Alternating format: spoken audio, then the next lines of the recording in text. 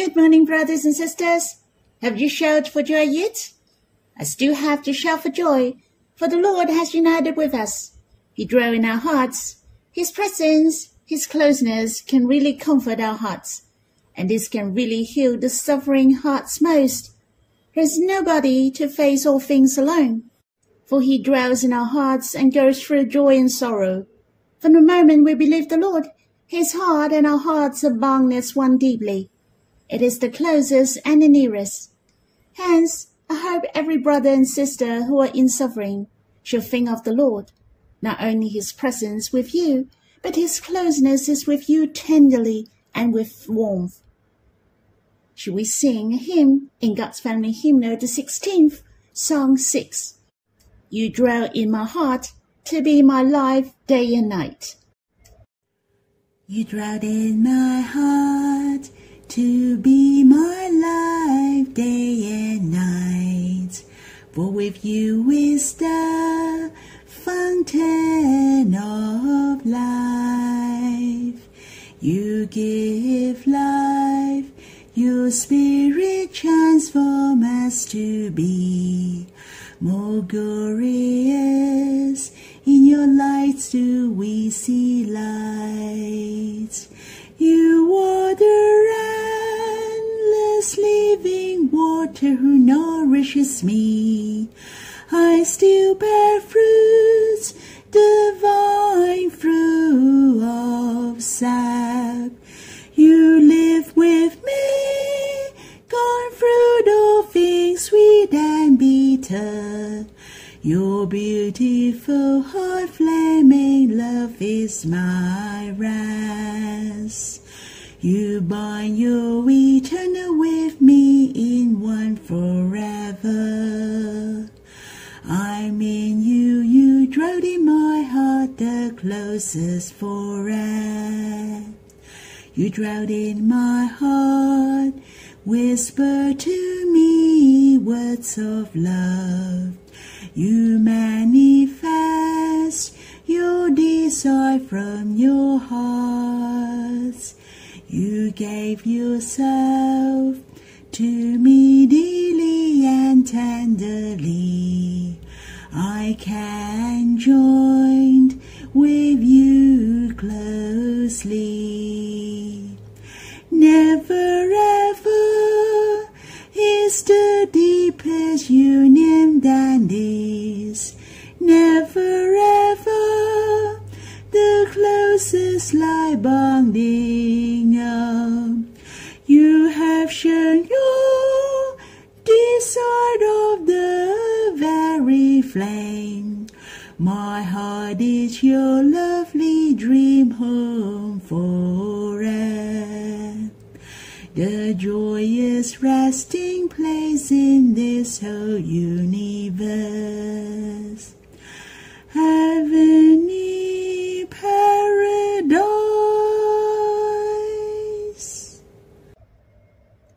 I hope you have time to quiet yourself and respond to Him, or you can sing another hymn to worship the Lord. Let's have some time to draw near the Lord face to face. You can stop the recording and we'll read the Bible when you're done. May the Lord bless you. Brothers and sisters, we'll read in Psalm 54. To the choir master, with stringed instruments, a maskil of David, when the sick voice went to toll Saul, is not David hiding among us? O God, save me by your name, and vindicate me by your might. O God, hear my prayer, give ear to the words of my mouth. For strangers have risen against me. Ruthless men seek my life. They do not set God before themselves. Selah. Behold, God is my helper. The Lord is the upholder of my life. He will return the evil to my enemies. In your faithfulness, put an end to them. With a freewill offering, I will sacrifice to you. I will give thanks to your name, O Lord, for it is good. For He has delivered me from every trouble, and my eye has looked in triumph of my enemies. There is a story behind the title of this psalm. We are able to understand this psalm better and deeper if we know about the experience of David, and we will have a better enjoyment of this psalm. It mentioned the Siphi's title to Saul. Do you remember Doeg, the Edomite, who betrayed David in Psalm 52? This incident is written in 1 Samuel chapter 23. That's after Doeg killed Ahimelech and the 85 priests. David was in Keilah at that time. He went and aimed to prevail over the Philistines and save Keilah and Abiathar, the son of Ahimelech, who was the only survivor from the hand of Doeg. He fled to David at Keilah. Yet David found the people of Keilah were not reliable. Then he escaped to the hill country of the wilderness of Ziph. The people of Ziph knew about it. They went to Gibeah and see Saul. They told Saul where David was and where he was hiding.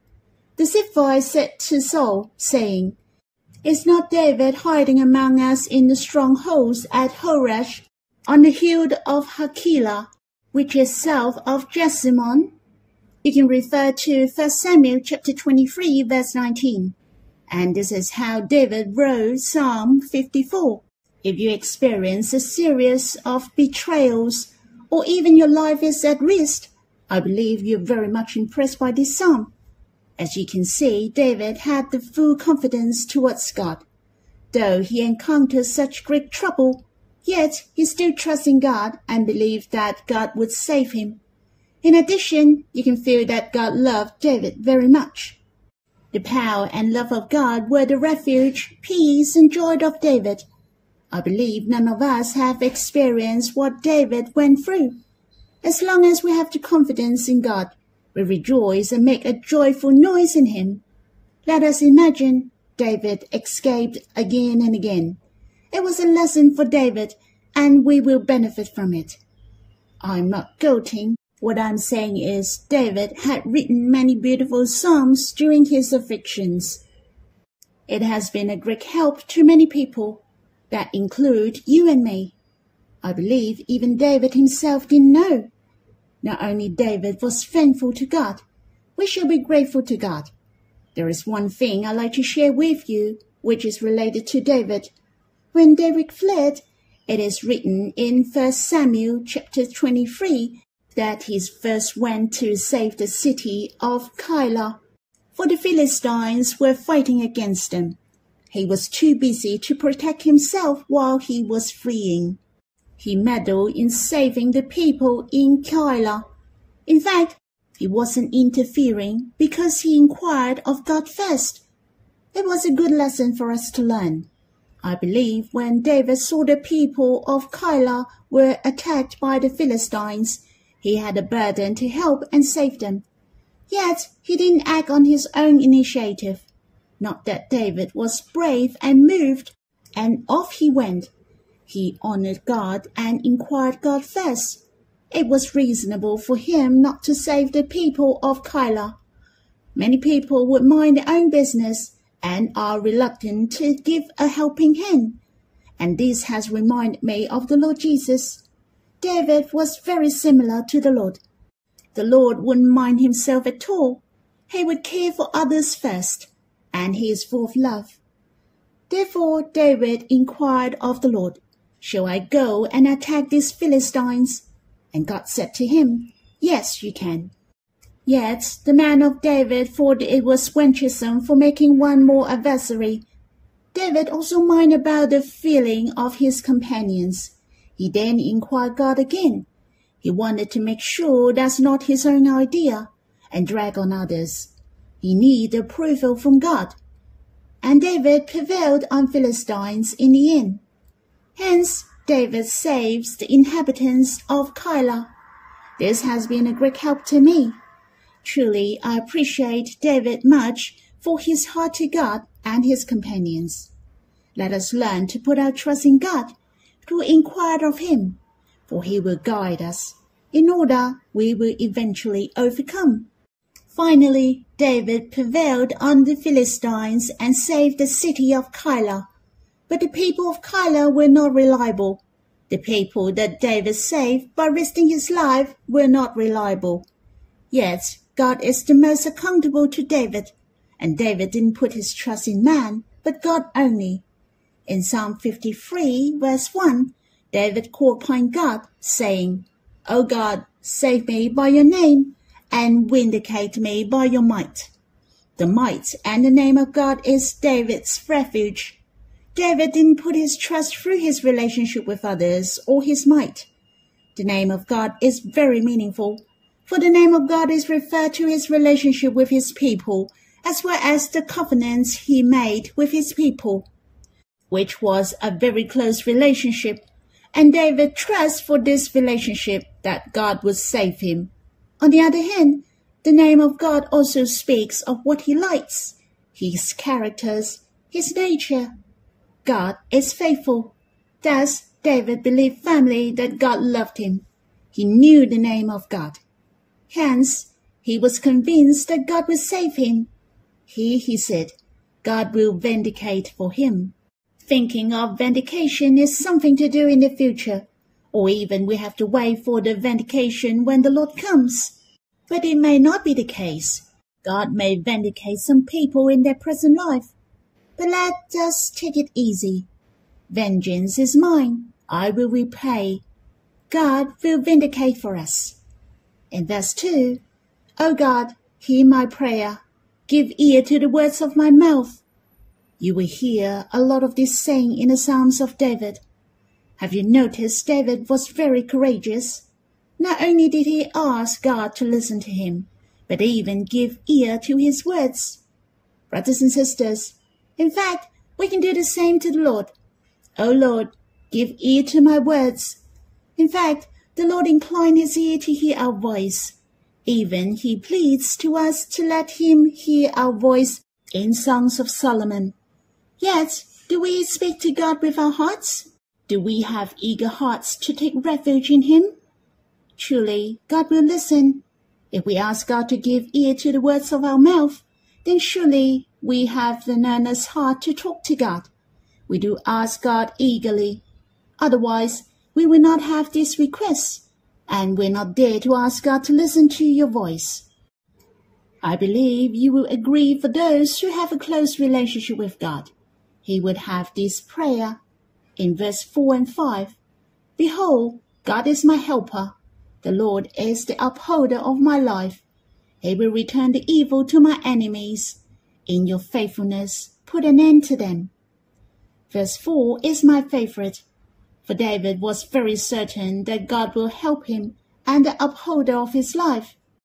In fact, the reality was so tracing David every day, as we can see two sides of the coin. Saul was tracing David day by day, yet God was helping him every day, and God was upholding him daily. We shall ask God to open our eyes. Let us understand the truth of the matter. Don't just look at the situation. We shall see the heart of God. He is merciful to us. God is our helper, and his presence is with us. It has specially mentioned he is our helper and upholder, who is very close to us. Definitely, he is helping us from far. He knows our needs and helps us thoughtfully. I really hope for myself and brothers and sisters, we can say in any situation that God is my helper. He is upholding us. Lastly, I'd like to share verse 6, which is also my favorite. With a freewill offering, I will sacrifice to you. I will give thanks to your name, O Lord, for it is good. I won't go into details regarding the last sentence, the name of God. What I'd like to share is the freewill offering. It is very meaningful for the freewill offering. For all the sacrifice which is offered is supposed to be without blemish.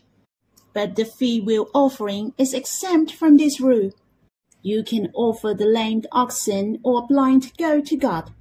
Yet, what you can offer as freewill offering, you can refer to Leviticus chapter 22. That means when you're willing to offer to God, it is acceptable by God for whatever you offer. Hence, the free will offering means we offer ourselves to God as sacrifice, for we're limited. We're not as perfect as the Lord, but God accepts what we offer. We know our deficits, or we may have many weaknesses, just like the blind and the lame animals. But are we willing to offer yourself to God? David was willing, for he believed the heart of God. He believed the acceptance of God, and he believed God was able to transform him. Brothers and sisters, I hope we are offered to God as the free will offering, to commit yourself in the hand of God. If it is the will offering, thus it is out of your willing heart. It is not by force. That you're willing to offer yourself, though you are tiny, or it is not an exchange of the grace and the steadfast love of God. But we are overjoyed to commit what we have to God, and that is the free will offering because of love. That's all for my sharing. I hope you have time to draw near God and enjoy the personal time with Him. May the Lord bless you.